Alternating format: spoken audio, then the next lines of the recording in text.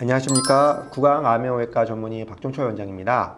상담을 진행하다 보면 사각턱 수술과 광대 수술을 같이 해야 할지 아니면 나누어서 하는 것도 상관없을지 고민하는 분들이 계십니다. 사실 사각턱 광대뼈 한 부위만 수술한다고 해서 기능적으로 문제가 생기지는 않습니다. 따라서 환자분 본인의 여러 사정을 감안하여 결정하시면 될 문제라고 생각합니다. 하지만 사각턱만 수술할 경우 수술 후에 상대적으로 광대뼈가 두드러져 보일 수 있다는 것도 기억하셨으면 합니다. 사각턱 수술만 할 경우 광대뼈가 더 두드러져 보일 수 있는 이유는 다음과 같습니다. 사각턱과 광대뼈는 교근, 깨물근에 의해 연결되어 있습니다. 뼈의 크기는 이 뼈에 연결된 근육의 영향을 크게 받습니다. 사각턱이 발달할 정도로 교근이 강해지면 교근에 연결된 광대뼈도 커질 수 있습니다. 두 번째는 체중 감소의 영향입니다.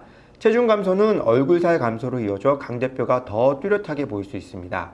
특히 사각턱 수술 후 체중 감소는 저작근 크기 감소와 함께 광대뼈를 더욱 도드라지게 만드는 효과를 가져옵니다. 실제 수술 사례를 보면서 이러한 변화를 확인해 보겠습니다. 수술 전 이미지입니다. 연조직 이미지만 보면 광대 부위는 튀어나온 느낌이 없지만 측면에서 보면 광대뼈가 발달한 것을 확인할 수 있습니다.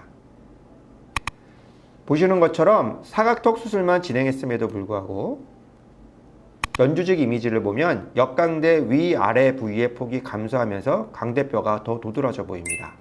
환자분은 사각턱 수술만 진행했는데도 역광대 위아래 부위의 폭이 감소하였습니다. 수술 전에는 옆이 일자였는데 수술 후에는 광대뼈 부위 폭은 그대로인데 위아래로 변화가 보입니다. 이로 인해 광대뼈가 도드라져 보이게 되는 것이죠. 사각턱 수술 후 광대뼈가 더 두드러져 보일 수 있는 이유는 무엇일까요? 이번 환자분 같은 경우 수술 후 체중 감량을 3kg 하시고 체지방도 대략 3% 정도 감소되었습니다. 알기 쉽도록 체중과 저작근이 비례한다고 가정합니다. 저작근에는 교근도 포함되지만 관자근도 포함됩니다. 체중 감소에 의하여 자연스럽게 관자근도 작아지니 광대뼈가 더 두드러지게 보이게 되는 것이죠. 체중과 저작근 크기는 비례하는 경향을 보입니다.